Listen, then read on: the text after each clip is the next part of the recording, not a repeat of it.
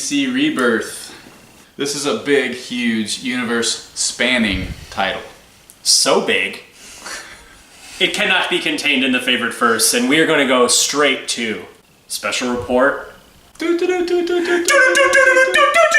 I think a lot of people have broken down like what has happened in the comic and what that might mean going forward. I think we should just focus initially on what worked for us and what didn't work. Sure. I'll start off with stuff that I thought did work. As much as I am tentative with huge crossovers like this, they do give you an insight into like where the publisher sees themselves and where they like want to go in the next 6 months, 6 to 12 months. Definitely. It seems to be tying in with the movies a little bit. Yeah, and as far as this issue is concerned, I think what works for me is that it's kind of the best of both worlds. And what I mean by that is I feel like DC often gets bogged down by their super fans and their adherence to their continuity to the point where every single issue matters and they want to like make sure that each plot decision is leading up to something. The problem with that though is you have new people who want to read a Superman book after they see the movie and then they read some incoherent mess. I think Rebirth offers an olive branch to superfans saying that New 52 was a mistake in some senses, but also gives the opportunity for many titles to be for new readers. That's what I took away most, and that I think worked best. What do you guys think? I definitely agree with that. It seemed like they are trying to dispel or kind of change the DC characters are more like God's type rep that DC has had purposefully. So I like all of the Flash stuff and the time or the Speed Force tie-ins and the back history. I like some of the emotion they're trying to bring back. It seems. The relationships and stuff? Definitely. Yeah. More relationships, more. I mean, stuff was there a long time ago, but it's been missing for a while. And I like the fact that there's something behind all of this that supposedly is more powerful and hasn't been manipulating before. We'll see what that is. Yeah, no, you guys, you said it all. Everything I liked about it. I mean, first and foremost, I can't say that I've read a lot of Jeff Johns comics or a lot of DC in general, but the care and love for this universe was just like they wore it on their sleeve, and Jeff Johns like was just the perfect person to be doing this. I personally do not care about the Flash at all, but I still got a little misty when Wally and Barry see each other, and he's like, how could I ever forget you? Like, I thought for sure, like, Wally's dead. This sucks. Like, I know, right? How grim. And then, like, to bring it back, and, like, I felt a little bit emotional. And, like, there's something to say for that. For two characters I really don't give a shit about, and this is probably the only time I'm going to read about them. I thought it was, like, a really touching moment. Let's get into what didn't work. My complaints about this first issue are going to kind of sound like they were the things I liked about it, which seems confusing, but I'll try and explain my thinking. This issue, for me, was impenetrable.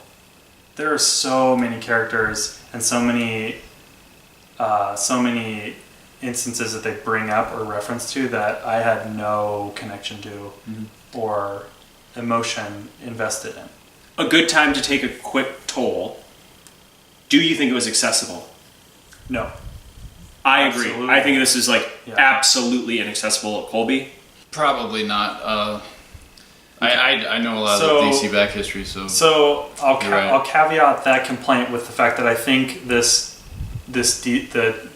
DC Rebirth title is going to be more of a consolation to mega super fans, and then the Rebirth titles going forward will be more for new readers. So going forward, that might fix itself. you might not need necessarily to read the Rebirth main title to jump into specific characters you're interested in. My biggest complaint that I don't think can be like overlooked going forward is that I think Jeff Johns and DC in general are trying to dig themselves out of a hole to the point where the Wally West character in this comic comes off as like every DC fan that was upset with New 52.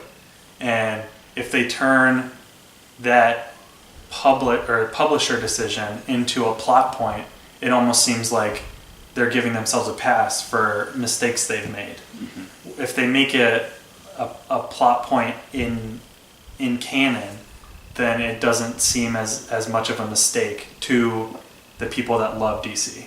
He knows these characters that are supposed to know each other and they don't, or they're supposed to love each other and they don't. Somebody's stealing memories or the past, or but that's because the publisher made these decisions to reboot these characters in a way that they're able to remine characters for plot that wouldn't be possible before. Agreed. And if they make it that so that Dr. Manhattan is the reason that this happened, it doesn't. It like that's an extrapolation. That's true. It potentially doesn't happen that way, but right. that could be a manufactured way to like alleviate their guilt in it. Mm-hmm. You know what I mean? Sure. I did read an article last night, an analysis of this issue, just getting some second opinions, seeing the other side of the fence, and they describe Jeff Johns as an author who can fix a problem so well that you start questioning, why was this ever even a problem? Exactly, yeah. And I thought that was like what you were just saying, like, yeah, if you blame Dr. Manhattan for like production flaws at the end of the day, I guess it can sort of fix it. It was all meant to be. It was all meant to be. We always had this in mind. Yeah. It's obvious. In 1962. Do you guys have any like more specific complaints? Yeah, I mean, not working for me is, and I am a minority according to the internet, according to these dudes I hang out with.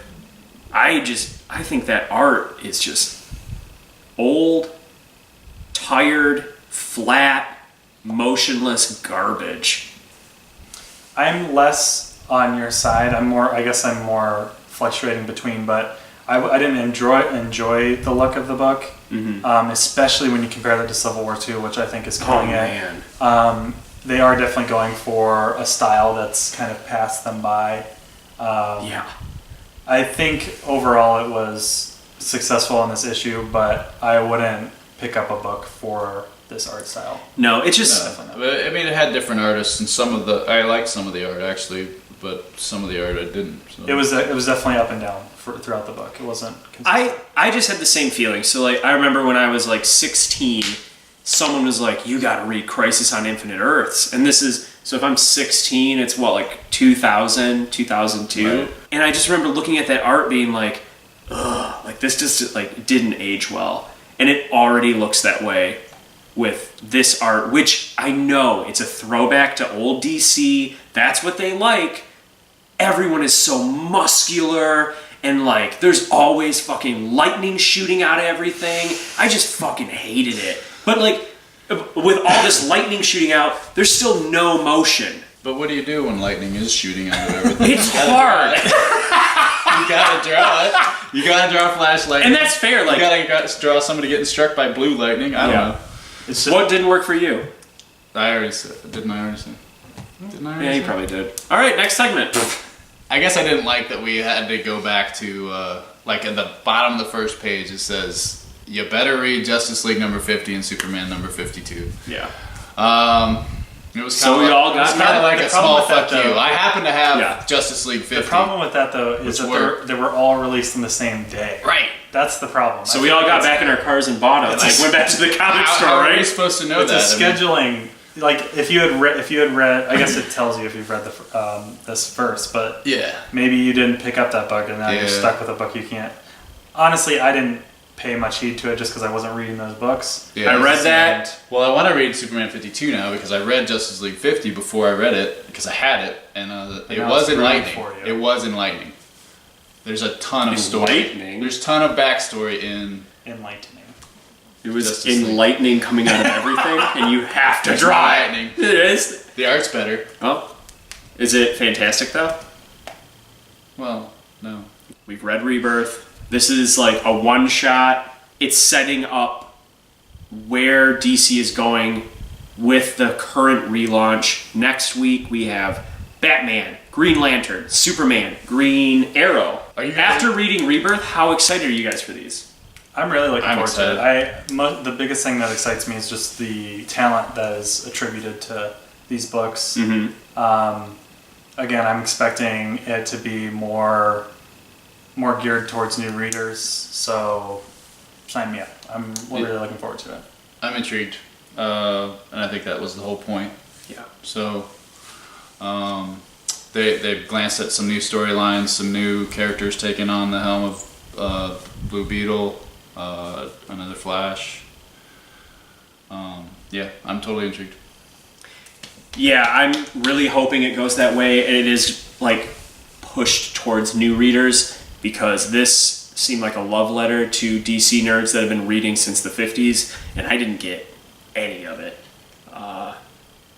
And I don't think Yeah. I don't think this single issue was a complete success, but what it leads to, I feel like might be a really good direction.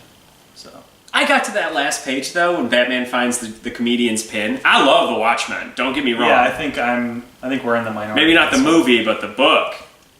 I 2 think thumbs up. we're all excited about the inclusion of those characters, or no? I turned the page and I saw what it was, and I was just like, "What the fuck?" See, and then I started thinking, I'm "What into is it. Alan Moore thinking?" I was like, holy shit.